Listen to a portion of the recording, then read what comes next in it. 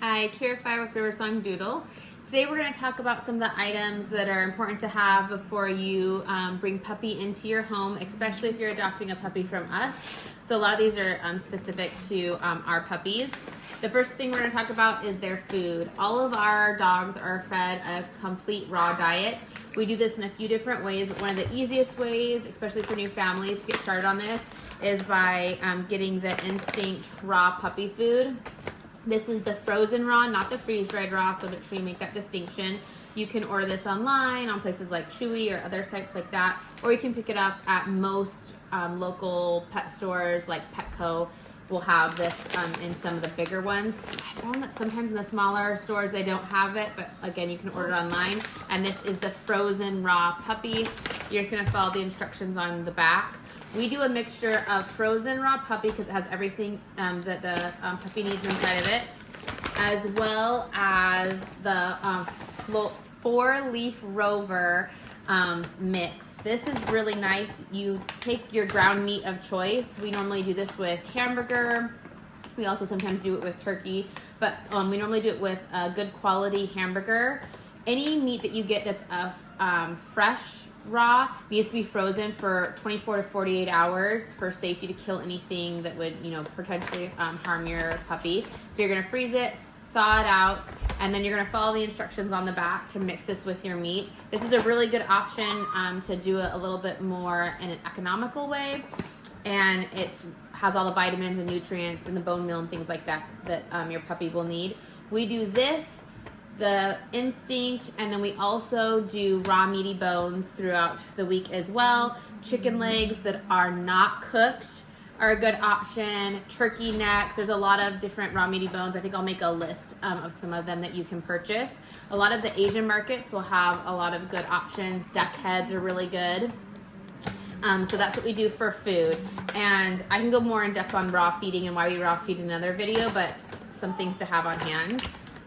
The other thing we're going to talk about is training and treats. So I would definitely make sure that you have a clicker of some kind. This is one that we got from Puppy Culture. We do the exclusive Puppy Culture protocol with all of our puppies.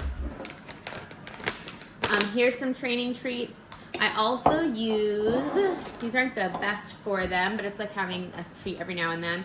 I use these squeeze treats that you can put inside of a Kong. This is a really good option for an easy, for an easy, they did something you wanted, you treated, or you clicked, you treated, you clicked, you treated. I really like this as well. These small treats are also nice. I cut these in half for the dog and treat. And then we also have freeze-dried treats that we give to the dog. I always say a treat that has the least amount of ingredients as possible is really good. And then anything that has meat as the first item is a good way to start with treats. But having something every now and then, it's like us having fast food every now and then. The other thing you're gonna wanna have for puppy is some good chew options. These ones are nice. These are the rawhide free. You need to be careful with rawhide. Do some research on that on your own, but it can get gummed up and stuck in the stomach, and ask your vet, but typically it's good to stay away from rawhide nowadays. These are rawhide free. I like these because if you score them with a knife, you can cut them in half. And our puppies right now are just about 7 weeks old, and it's a good option for them to chew on. By the time you get from one of us, if you adopt one of our puppies, they're 10 weeks old typically, and they can normally handle a whole one of these and hold on to it and chew it. But before that, I like it because I can score it and cut it, and they can chew on that. This is a really good option for a chew, and it doesn't smell like really anything, so it doesn't get stinky, it doesn't get gross on your floor. The other thing that we really, really, really love when your puppy gets a bit bigger, they have them in smaller ones also, so you can look those up online, this is literally just cheese. It's like cheese and salt. That is it. Or milk, sorry. Yak milk and salt, and this one has a little bit of lime in it. There's several different brands that this goes by. Again, you can also get it online, or at almost any pet store I think I've ever been to has these. These don't stink. They're really great for the dog to really gnaw and chew on. These are a wonderful option. Again, just get them in a little bit smaller size. when you have your new puppy, but I love, these are probably my favorite thing for the dog to have, especially as they get bigger and become heavier chewers. This is a good option. This is getting more into the treat realm, but giving your puppy a chicken foot every day when they're freeze-dried like this, or when they're dried, will really help with tartar buildup and keeping all of that off, because it's a really good item for them. It's a good meaty bone that also will help with their digestion and things like that. So I really like these. Again, you can get these online. I just picked these up from our local pet store. They have different quantities. They are a little bit on the pricier side, but it's worth it, especially if you're only doing one a day. It kind of lasts quite a while. You can also do regular raw chicken feet, which are still great for them. That's going to be a raw meaty bone for them to gnaw and chew on. But these being dry just makes it a little bit more they get the ligaments like that. It's almost like dental floss for them. It's kind of fun. So these are a really good option that I recommend having on hand. And then these are great if you ever see these at Costco or at your local store. This is from Costco, so it's such a big bag. This is just beef and pumpkin, exactly what it says. I will forewarn you, this stinks so bad. All the other things I listed, no smell. This stinks so bad. So I normally reserve this for outside. When they're doing really well outside at the end of a training session, they love, love, love these. I will give it at the end of a training session for them. Really good for them. Not a lot of ingredients, but I'm just letting you know now, they stink. Okay, we're gonna talk about chews again. If you can get antlers for them to chew on when they're puppies, I get them cut in half, and that way they can get to the marrow a little bit easier and gnaw on. When they're full-grown big dogs, most of the time they can handle just getting the whole piece of antler and gnawing and chewing on it and getting to the marrow themselves.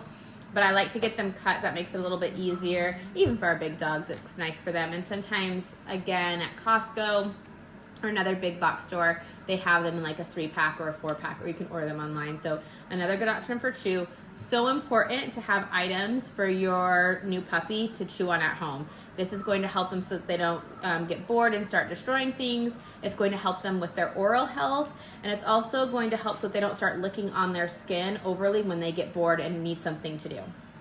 Another good option for treats when you find a treat that you like is these little puzzle games. This is I think a level 2 one. You put the treats inside and they have to figure out how to knock it with their paws or with their head to get the treats out. You can see our puppies have really loved this one. This one's about ready to be retired. I really like this. It keeps their brains working, keeps them onto something if you need to work on a different project. So a good option was to look at some of those puzzle games for their treats. We're going to talk grooming for puppy, a few things. Definitely before you bring puppy home, get a nice comb. This is just a metal comb. This is what you're going to actually use to brush your dog, I guess. Rather than, you can use this too. This is a little slicker brush to poof them up and really get them silky if you want them to look that way. But you need a comb to get down all the way to the root. If you only use this, you're gonna think you're doing everything, and when you take them to the groomer, they're gonna have mats underneath and they're gonna end up having to get their hair shaved off. So you really need to make sure that you're getting all the way down underneath, really going to the base of their hair, and then you can go over with the slicker brush to just make it look pretty and floofy. But a comb is what you need to get down deep. I like this one because it has the tight what are these called, teeth, I guess, of the comb, and it has a little bit wider. I start with the wider in case there's a knot so it doesn't hurt them, and then I go to the smaller teeth to make sure I get all the tangles out. Along with grooming, I highly recommend getting a spray. It does not have to be this one. I just like the way this one smells. In between your washes, we don't want to overwash our dogs unless they get something like pee on their paws or something like that. Oh, which I will talk about a trick for that as well. But in between washes, if they get a little, musty smelling, you can brush them out. I spray this on, and then I actually take the blow dryer that we have. It's a professional grade blow dryer, and I just fluff them all over. Or if I don't want to get the blow dryer out, I'll spray this and then take a clean rag and just kind of go over them to fluff them up. There's also wipes that you can get for your dog, but I like this spray. The last thing is their nails. It is so important that you take care of their nails every single week. They grow quickly. If they get outgrown, it can lead to problems with the way that they step. It's painful, it's not very comfortable for them, it's not really great on your floors either, and it can hurt if they accidentally jump up on you. I really like a good grinder. You can cut their nails also, that's fine, but when you grind them, you're able to get them back a little bit further to the quick, and it will actually cause that quick to start to recede, so you can get a really nice short nail. Our dogs aren't out in the wild, they don't need to have really long nails, so getting that quick slowly to go back is really important and will keep your puppy really happy. They won't have any problems. So every single week, grinding. If you got a puppy from us and brought them into your home, they are used to this. Some of them don't love it, but I'll actually take one of the, thank you. I'll actually take one of the treat sprays, and I have someone do little sprays in their mouth as we're doing this to train them so that they can kind of see, this is annoying, I don't really like this, I want to get away, and they're like, ooh, I got a treat.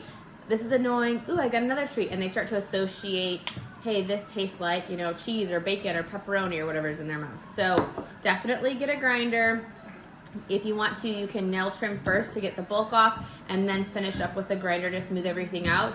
But the grinder is going to help, like I said, more than your typical nail trimming will. And there's tons of videos on YouTube that kind of explain how to do that. I could also do a video if that's helpful, but there's some really good ones on there. So all the things I recommend to have for puppy. The other thing I don't have with me is making sure that you have a regular standard flat leash, not a harness for puppy right now while they're learning how to walk on a loose leash.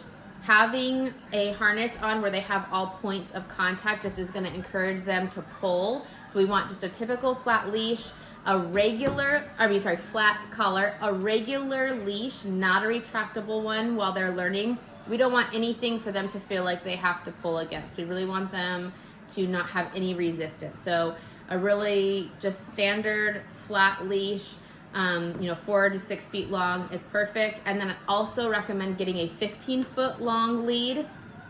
That is going to be for when you're working out in the yard with your puppy, that you can keep them safe, that they can roam around, but if something was to come by or you needed to get them to come to you, you could still pull them in. So those are the things aside from a food and water dish that you need for your puppy, and then a crate. Those are the things for puppy before you bring puppy home.